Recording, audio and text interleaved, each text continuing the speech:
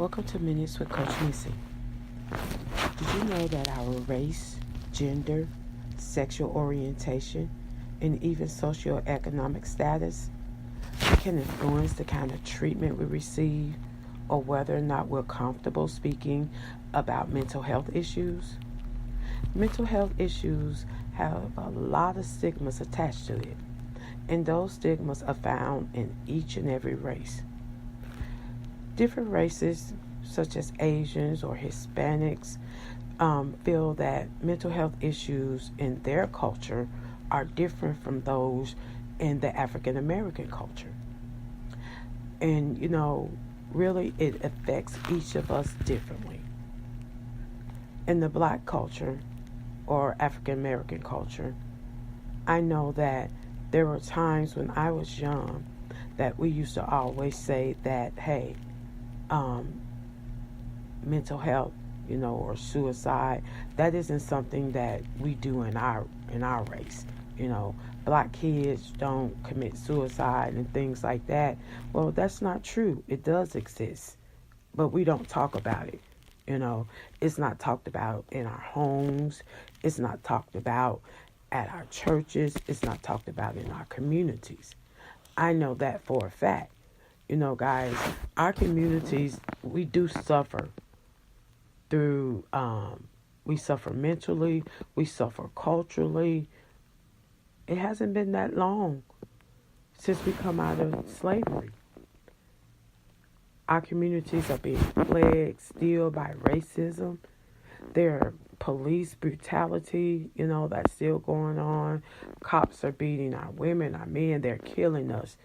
It seems like every day now you look at the news or you're reading something on social media where the police have killed another black man or they've killed another black woman, and it's for no reason. That's enough, guys, to play on your mental. I know it plays on my mental. And I know that, me being a black woman, that affects me. Still now today, black men and black women aren't taken serious in this world. We're still feared. A black man can, walk down the street, in like maybe a crowd of Caucasian women without them being afraid of him. A black woman is still thought of as being a welfare queen, being ratchet, she's not intelligent. We can't even be comfortable with wearing our natural hair. That's an issue. They don't want us to wear braids. We can't wear dreads and things like that. Those are things that affect our culture mentally. Believe it or not, people are depressed from that, and we don't address it. We don't talk about it at home. We don't talk about it among our families. It's not being talked about in our communities. Nobody's talking about it in our churches. We don't address mental health issues in the African American communities. And it's sad. And the reason why is because suicide is the third leading cause of death among African American teenagers ages 15 through 19. And only 1 out of 3 African Americans who need mental health help get it. Only 1 out of 3, guys. And that's very, very sad.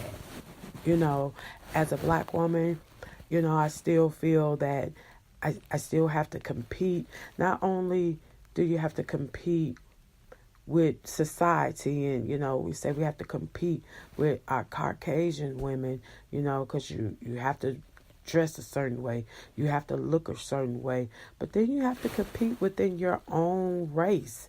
It's like the dark-skinned woman competing with the light-skinned woman, the fat woman competing with the skinny woman. Society keeps telling us how we're supposed to look. A woman that's very hippie, or shapely, she's looked down upon because she's that way. But, if you're a slender black woman that's not shapely, you're more accepted, and it's enough to just, like I said, weigh on your mental. It's so much, and we got to stop having all this going on, we got to discuss it. We got to talk about it, because guess what? People they're getting depressed from it. They're dealing with mental issue problems, and nobody's speaking about it. We have so many people among the African American race that are dealing with mental issues. They really are, guys. And we're being so quiet about it, or we're whispering, we're talking about it, and we got all these stigmas that attach to it. We're not trying to help each other, but we're harming each other. We're talking about it. I see it every day. I know people in my community that have mental health issues, and people in our community that get laughed at, they get talked about. They say, oh, so and so, oh girl, she crazy. Oh man, the elevator don't go all the way up to the top, and then that person does something really crazy and really bizarre, and we're all sitting around the table laughing about it. It's not funny. But then when they do something that's really bad, like, hold their family hostage with, by guns, or kill their wife, kill their children, and then kill themselves, then we're like, oh my God, but what did you try to do to help that person? Because you knew that person was dealing with something. But instead of trying to help them, you laughed at them, because you didn't want to deal with it, and you laughed at them, and they were going through, and they wished that they could have came and talked to you. But because of the stigmas attached to mental health in the African American community, and not only our communities, but so many other communities, so many other cultures and races, nobody feels comfortable talking about it. We only want to talk about it when something tragic has happened. That's all. That's the only time. And it has to stop. People with mental health issues have to be comfortable.